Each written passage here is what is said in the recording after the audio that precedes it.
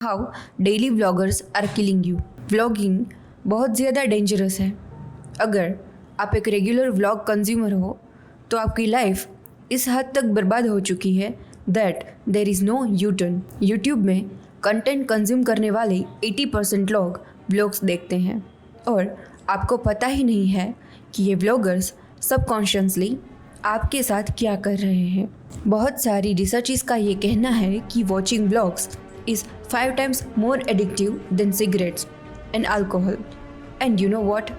जहाँ पर सिगरेट्स और अल्कोहल आपकी सिर्फ फिजिकल हेल्थ ख़राब करती हैं, वहीं पर वॉचिंग व्लॉग्स कंटिन्यूसली आपकी मेंटली, फिजिकली, इमोशनली और फाइनेंशियली हेल्थ ख़राब करते हैं। पर सवाल ये है कि आखिर ऐसा कैसे हो सकता है, और अगर ऐसा हो रहा है तो इनमें से किसी भी चीज़ किसी को पता कैसे नहीं चली, और वो कौन से बिजनेस लेसन्स हैं जो कि हम इस केस स्टडी से सीख कर अपनी लाइफ के अंदर इम्प्लीमेंट कर सकते हैं। Vlogging that is blogs in the video format.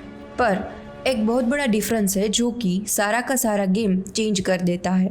जब भी आप कोई ब्लॉग पढ़ते हो तो in most of the cases उनमें कोई कैरेक्टर्स नहीं होते, और जब कैरेक्टर्स ही नहीं होते तो आपको उन ब्लॉग्स के साथ कभी भी कोई पर्सनल कनेक्शन नहीं बन पाता। जबकि आप ब्लॉग्स देखते हो तो उसमें कोई ना कोई कैरेक्टर इन्वॉल्व होता है और उस कैरेक्टर से आप कुछ ही टाइम में एक पर्सनल कनेक्शन बिल्ड कर लेते हो। जहाँ पर ये सब चीज़ एक व्लॉगर के लिए गोल्ड माइन है, वहीं पर दूसरी तरफ आप और मेरे जैसे कॉमन पर्सन के लिए it can be very dangerous. पर कैसे? तो इस चीज़ को जानने के लिए आपका इन 3 चीज़ों को समझना बहुत ज़रूरी है।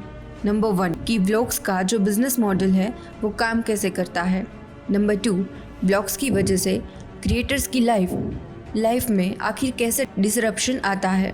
And number 3 and most important, आप जब एज अ व्यूअर इस व्लॉग्स को देखते हो तो आपकी लाइफ इससे कैसे ख़राब हो रही है।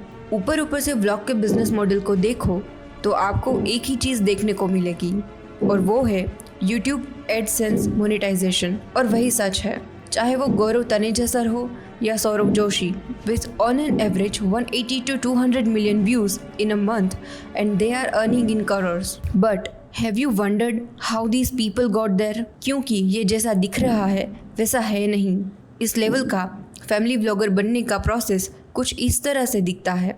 स्टेज 1, आप व्लॉगिंग स्टार्ट करते हो और अपनी लाइफ के एक्सपीरियंसेस को शेयर करना शुरू करते हो, जिसके बाद आप सेकंड स्टेज पर मूव करते हो, जहाँ पर आप ये फिगर आउट कर लेते हो कि आखिर आपकी ऑडियंस कौन है और उनको किस तरह का कंटेंट देखना पसंद है। जैसे ही एक व्लॉगर स्टेज 1 और स्टेज 2 पार करता है, उसके बाद वो एक्सपेरिमेंट करना शुरू करते हैं, और इस एक्सपेरिमेंट के बीच में उनके पास काफ़ी सारी नई ऑडियंस भी आती है, और वो लोग अपने ब्लॉग्स के अंदर नए नए कैरेक्टर्स को इंट्रोड्यूस करना शुरू करते हैं। वो कैरेक्टर्स उनके फ्रेंड्स हो सकते हैं या फिर उनकी फैमिली का कोई भी मेंबर हो सकता है। अब नए कैरेक्टर्स को इंट्रोड्यूस करने के बाद ये फिर से फिगर आउट करना शुरू करते हैं। वो ये देखते हैं कि उनका कौन सा कैरेक्टर है जो कि ऑडियंस का फेवरेट है, जिसे वो देखना पसंद करते हैं। नंबर 2, ये वो पता लगाते हैं कि उनकी टारगेट ऑडियंस कौन सी है जो कि उन्हें रेगुलरली देखेगी। और जब एक बार ये हो जाता है तब व्लॉगर्स और उनके व्लॉग में आने वाले कैरेक्टर्स, ये दोनों मिलकर आप लोगों के लिए एक मार्केटेबल एक्सपीरियंस क्रिएट करते हैं। पर द क्वेश्चन इज़ कि इस व्लॉगर्स को कैसे पता कि उनका कौन सा एक्सपीरियंस बिकेगा और कौन सा एक्सपीरियंस नहीं बिकेगा। उन्हें एग्जैक्टली कैसे मालूम कि वो क्या दिखाएंगे तो ऑडियंस देखना पसंद करेगी। एंड सबसे ज़्यादा इम्पोर्टेंट कि ये लोग इस चीज़ का यूज़ कैसे करते हैं कि आप घंटों तक इनके कंटेंट को देखते रहते हो। बाइंग साइकोलॉजी, आपकी, मेरी और हम सब की buying psychology carry forward investment के प्रिंसिपल पे चलती है। इन सिंपल वर्ड्स, अगर आपने किसी प्रोडक्ट में इन्वेस्टमेंट कर रखी है तो you tend to spend more on it, but जो प्रोडक्ट फ्री है उस केस में हमारा इन्वेस्टमेंट फॉर्म चेंज हो जाता है। लेट्स सी कि ये कैसे काम करता है। आप एक व्लॉग देखते हो जिसके अंदर ये व्लॉगर्स आपको एक एक्सपीरियंस सेल करते हैं, जिस चीज़ को बाई आउट करने के लिए आप इन रिटर्न अपना टाइम देते हो। मोर ओवर, टाइम से ज़्यादा आप जो व्लॉग्स में कैरेक्टर्स देख रहे हो उनके अंदर आप अपने इमोशंस इन्वेस्ट करते हो। विथ टाइम जैसे जैसे आप व्लॉग्स देखते जाते हो तो आपका इन्वेस्ट करा गया टाइम बढ़ता जाता है। उसके साथ साथ आपने जो चीज़ इमोशनली इन्वेस्ट करी है वो भी बढ़ती जाती है।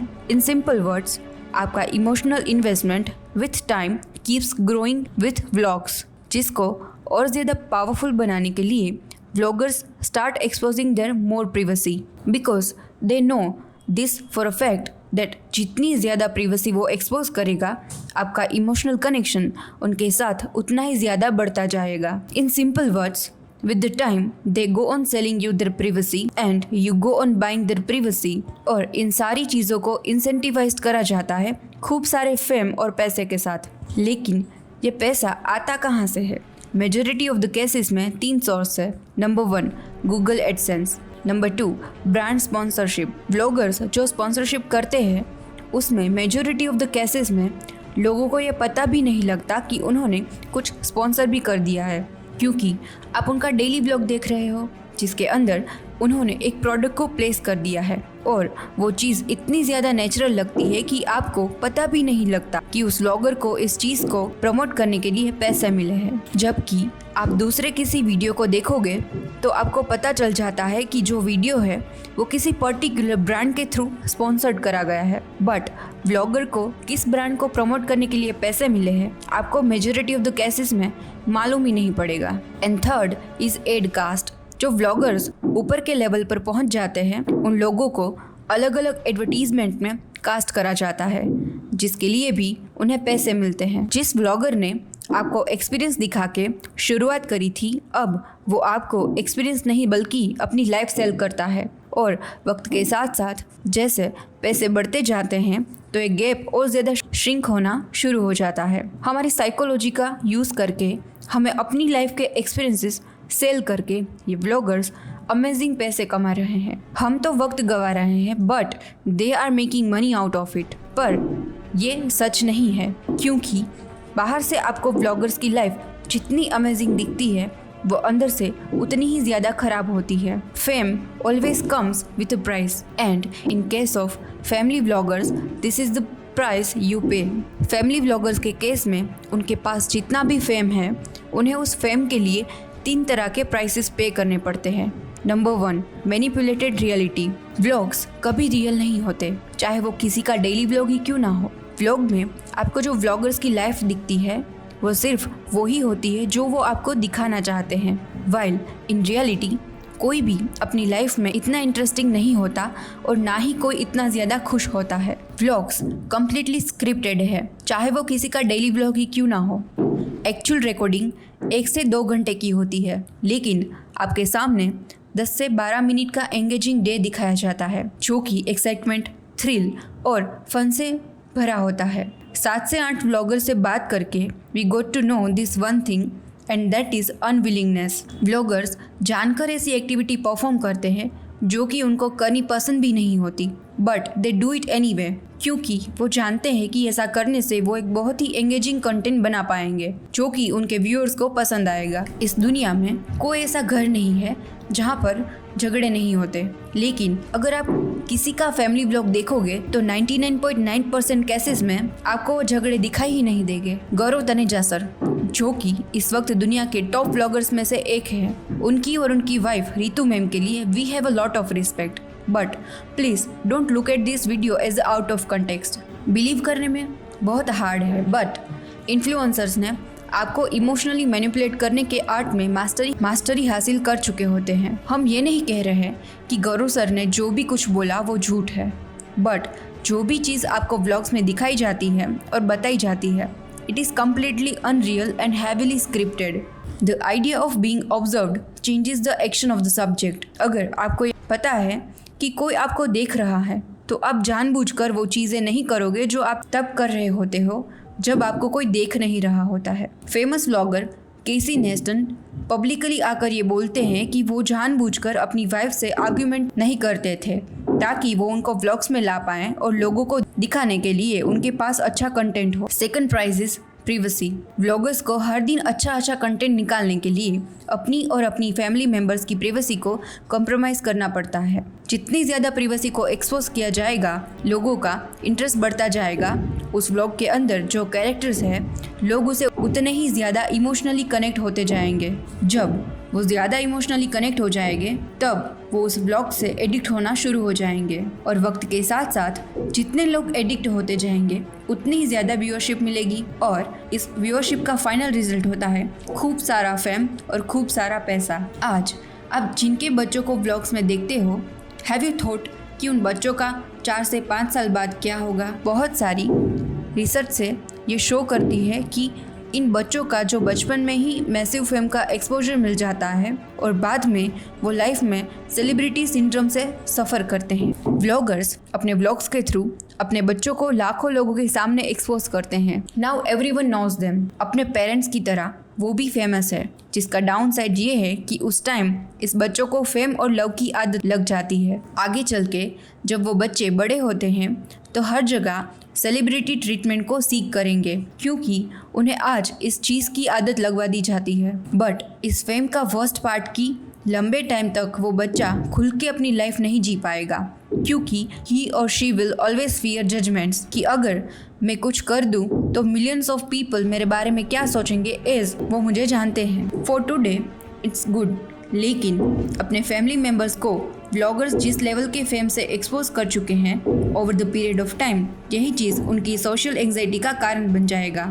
हर एक व्लॉगर को अपनी फेम का एक प्राइस पे करना पड़ता है। फूड व्लॉगर्स ये प्राइस अपनी हेल्थ को कॉम्प्रोमाइज़ करके पे करते हैं। फिटनेस व्लॉगर्स अपनी इस प्राइस को पे करते हैं रिपीटेटिव कंटेंट बना कर। फैमिली व्लॉगर्स प्राइस पे करते हैं अपनी प्रिवेसी को एक्सपोज करके। ट्रैवल व्लॉगर्स इस चीज़ का प्राइस पे करते हैं by going on over expensive trips, जो कि वो अफोर्ड भी नहीं कर सकते। And most importantly lifestyle bloggers इस चीज़ का प्राइस पे करते हैं एक फेक लाइफस्टाइल दिखाकर, जिस चीज़ के लिए बहुत ज़्यादा पैसा खर्च करना पड़ता है। एज अ व्यूअर्स हमें इस चीज़ से क्या प्रॉब्लम हो सकती है, इसमें हमारा क्या नुकसान है, जो कि हमें third and most important point पर लेकर आता है, that is viewers life disruption. आप एक व्लॉग देखना शुरू करते हो और वक्त के साथ साथ आपने जो टाइम उस व्लॉग पर स्पेंड किया है उसको बढ़ाना शुरू कर देते हो। पर क्यों? क्योंकि अब आप इतने ज़्यादा इमोशनली इन्वेस्ट हो चुके हो उस बंदे के साथ कि अब आपको उनकी लाइफ के बारे में